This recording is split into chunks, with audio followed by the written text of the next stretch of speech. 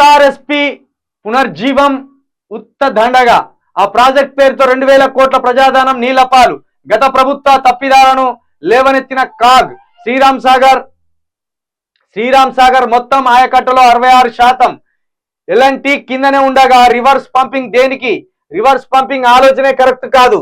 కాళేశ్వరంలో అడుగడుగున నిధులు దుర్వినియోగం అక్రమాలు జరిగాయని వెల్లడి. ఇది ఎవరు చెప్తాను ముచ్చట? ప్రభుత్వం చెప్తాందా లేకపోతే ఎవరైనా నిపుణులు చెప్తాన్లా?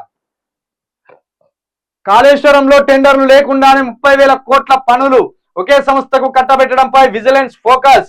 3వ టీఎంసీ పనుల్లో భారీగా అక్రమాలు, త్వరలోనే ప్రభుత్వానికి రిపోర్ట్. కాగ్ ఏం చెప్పిందంటే కాళేశ్వరం పంపులు మోటార్ల కొనుగోలులో కాంట్రాక్టర్లకు 327% అదనపు చెల్లింపులు జరిపారు. కొనుగోలులో 14,501 కోట్ల వరకు అక్రమాలు జరిగినట్టు అనుమానం.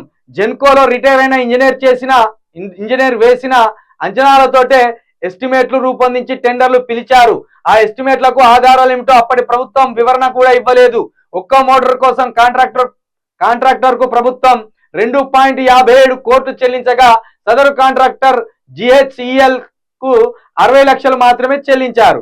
ప్రాణహిత ప్రాజెక్ట్ ను కాళేశ్వరం పేరుతో రీ ఇంజనీరింగ్ చేయడం ద్వారా 767.67 కోట్లు వేస్ట్ చేశారు. కుండపోచమ్మ సాగర్ కోసం 74.7 కోట్లతో గ్రావిటీ కెనాల్ తవ్వగా ఆ కెనాల్ మల్లన్న సాగర్ లో మునిగిపోయింది. ఫలితంగా ఆ 74.7 కోట్లు కూడా వృధా అయ్యాయి. సుందిల్లా, అన్నారం, మేడిగడ్డ బ్యారేజీల్లో వరదకు సీసీ బ్లాక్లు, ఇతర నిర్మాణాలు కొట్టుకుపోయి 189.93 కోట్ల నష్టం వాటింది. వాటి రిపేర్లకు మళ్ళీ 476 కోట్లు ఖర్చు చేశారు. పవర్ హౌజుల్లో ఉండే ఈఓటీ క్రేన్లు, మొబైల్ క్రేన్లు, జనరేటర్లు, బ్యాటరీలు, ట్రాన్స్ఫార్మర్లు, ఎర్తింగ్ మెటీరియల్ కొనుగోళ్లను భారీ అక్రమాలు జరిగాయి. మొత్తానికి ఇదే పార్లమెంటు ఎన్నికల వరకు ఇదే డ్రామా, అక్రమాలు జరిగినాయి. వాటిని విచారణ పంపక పేపర్లు ఎందుకు రాసుకొస్తానరా నాయన? విచారణ చేసి కేసీఆర్ పొరపాటు ఉంటే కేసీఆర్ని తీసుకుపోయి జైలు, మాకేం బాధ లేదు. కేటీఆర్ తప్పు ఉంటే కేటీఆర్ని తీసుకుపోయి జైలు, మాకేం బాధ లేదు.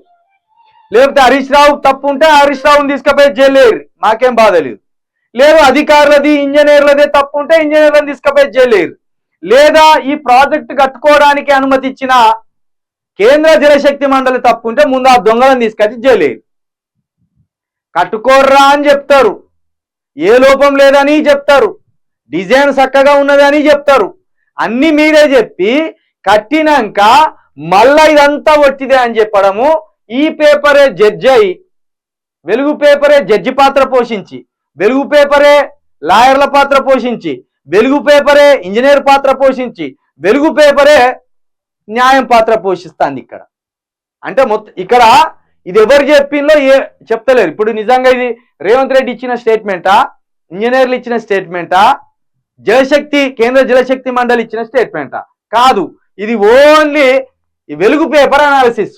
తన ఎనాలిసిస్ నే రేవంత్ రెడ్డి చెప్తే రాసుకొచ్చిన ఎనాలిసిస్. ఇప్పుడు ఈ ఎనాలిసిస్ మొత్తం కరెక్ట్ అని ప్రజల మీద నమ్మించి గత ప్రభుత్వం మీద నిందలేసి ఇది ఒట్టిదే, దీని మీద అరెస్ట్ చేయొచ్చు కేసీఆర్ను లేదా కేటీఆర్ని, హరీష్ రావుని అరెస్ట్ చేయొచ్చు అని చెప్తాను. కాబట్టి జాగ్రత్తగా, నిజంగా తప్పు ఉంటే జైలు వేయండి, పొరపాటు ఎవరున్నా జైలు వేయండి. అది కేసీఆర్ కావచ్చు, హరీష్ రావు కావచ్చు, ఎవరైనా సరే. తెలంగాణ సొమ్ము ఎవరు తిన్నా తీసుకుపోయి జైలు వేయండి. ప్రజలకు రావాల్సిన నిధులను, ప్రజలకు పంచవలసిన నీటిని, ఇవన్నిటిలో ఏ అక్రమం జరిగిన జైలు వేయండి, దానికి తప్పులేదు.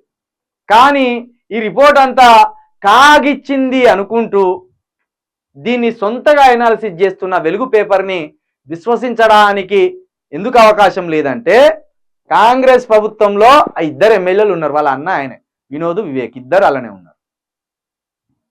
కాబట్టి జాగ్రత్తగా ఆలోచించండి. ఇలాంటి వార్తలను జాగ్రత్తగా ఆలోచించి ఏది నమ్మాలో ఏది నమ్మొద్దో కూడా మనకు ఒక విజ్ఞత ఉండాలి.